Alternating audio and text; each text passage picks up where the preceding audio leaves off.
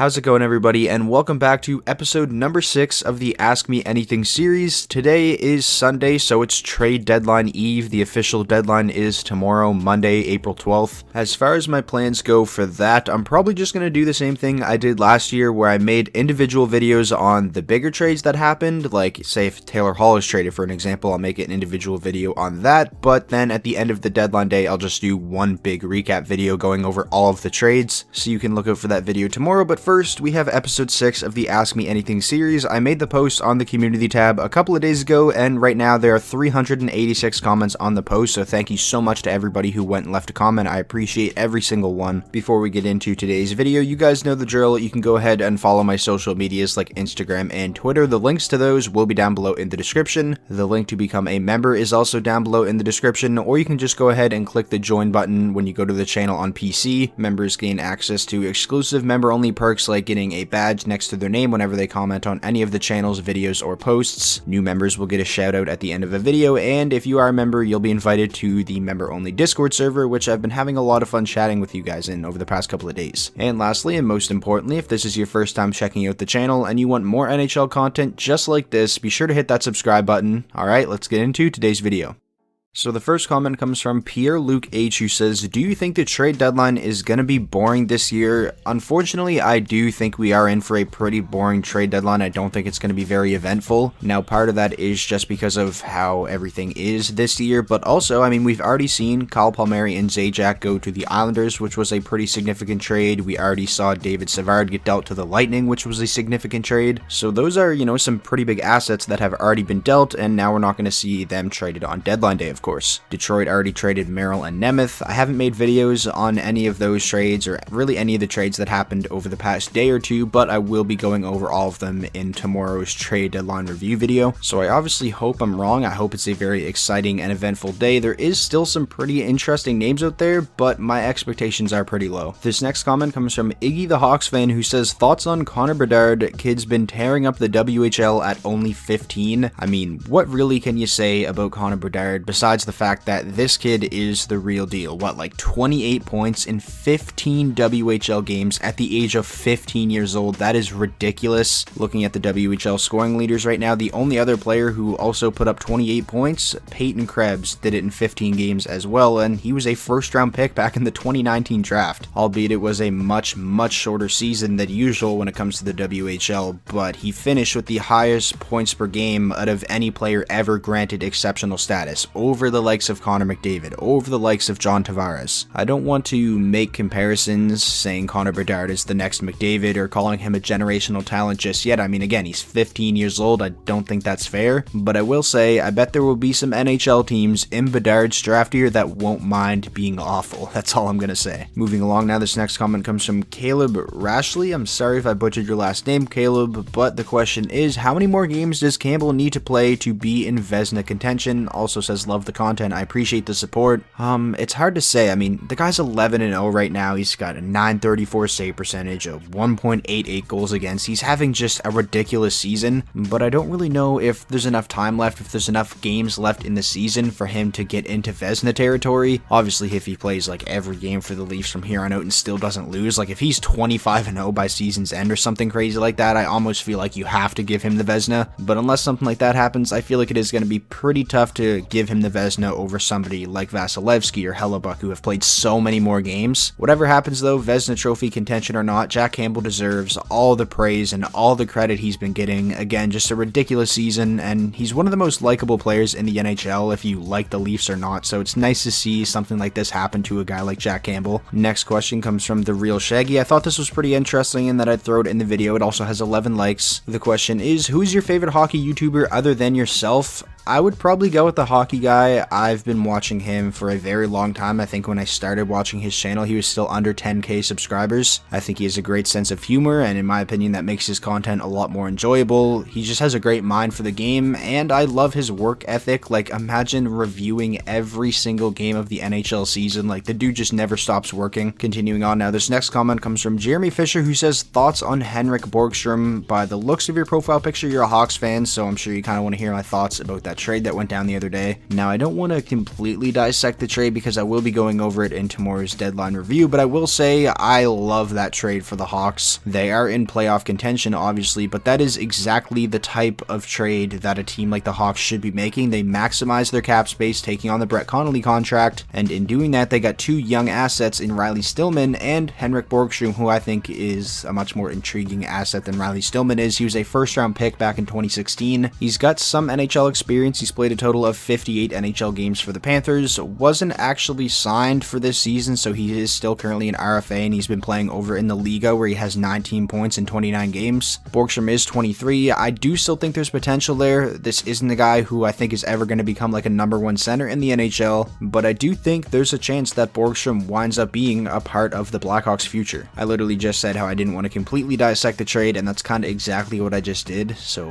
whoops. Next up from Nick the Pancake, who is your favorite player in the NHL right now that is not on the Detroit Red Wings? I don't know if I have like a distinct favorite player not on the Red Wings. Obviously, Gustav Nyquist. I'm a big fan of him, loved him in Detroit, named my channel after him. Another guy I've really come to like a lot, especially this season, is Rocco Grimaldi of the Nashville Predators. I'm a big fan of like underdogs and people who kind of had the odds stacked against them. The guy's 5'8", an undrafted player, and has still been able to make a name for himself and be an impact player for Nashville. And he grew up a Red Wings fan, which is pretty cool. In the game this season where he lit up the Red Wings for 4 goals, he said after the game that it was an honor to have Mickey Redmond and Ken Daniels, who are Detroit's commentators, call that 4-goal game by him. So I thought that was pretty cool as well. Moving on now, this comment comes from Ryan, who says, how many NHL games do you think Cole Caulfield will play? I'm guessing you mean this season and not just in general, because if we're talking in general in his career, he's going to play a lot. But this season, I feel like it all just kind of depends on if Montreal thinks he's ready to come up to the NHL right away and contribute. Montreal is a team competing for the playoffs. They want to go on a deep playoff run, and they're not just going to place Caulfield in the lineup because he's a big name prospect and there's a lot of hype around him. Like, he's going to have to earn it. He's going to have to take somebody's spot. If I had to guess, I do think he will get some NHL action this season. I mean, he's already played 2 games for Laval in the AHL, and he's got 3 goals and 4 points, so he's lighting it up down there already. If Caulfield continues to produce at that rate down in the AHL, I think sooner rather than later, we're going to see him in Montreal. Continuing on now, this next comment comes from Skylar Swenson, who says, what do you expect Kaprizov's contract to look like in the offseason? This is a pretty interesting question. I don't think I've ever touched on this. I think the most likely scenario we see is a bridge deal, maybe like 2 years at a cap of like 6 or 7 million per. On the other hand though, like, I wouldn't be all that surprised if we just see Minnesota lock him up to some massive contract, because he's their guy now. He's their franchise player. They've been waiting for him to come over for such a long time. He's finally here. He's living up to all the hype that he was getting over the past 2-3 seasons, and it's been a really long time since Minnesota has had a star forward like Kaprizov, a game breaker. So again, I wouldn't be surprised if they want to get him locked up as soon as possible. I am very intrigued and interested to see what his contract does look like. Again, I think most likely case is a 2-year bridge deal, and I would guess like 6 or 7 million per. Moving along now, we have another question about a contract from 360 Flip 19. What type of contract do you expect Laine to sign in the offseason? I'll be honest, I have no idea. This is just a weird situation. At the start of the season, when Laine was initially dealt to Columbus, the reports were that his extension with the Blue Jackets would likely be long-term and be up around a $10 million annual cap hit. And looking back at that now, like, there's just no possible way he gets a contract like that after the type of season that he's having. He's got just 8 goals, 15 points in 33 games. He's a minus 15. Like, Adam Ernie has more goals than Patrick Laine this season. My mistake, Laine actually has 10 goals. I was only looking at his totals with the Blue Jackets, but still, the point still stands. He's not having a good season by his standards. Maybe we see another bridge deal with Laine, like his current contract, but then again, Columbus is a team that has a really tough time keeping players around, so maybe they just want to get him locked up long term, similar to what I said when talking about Kaprizov in Minnesota. Next up, this question comes from Sam McGowan, who says, do you think Kyle Turris will be able to revive his career, or is this one of his last years in the NHL? I certainly hope he's able to revive his career,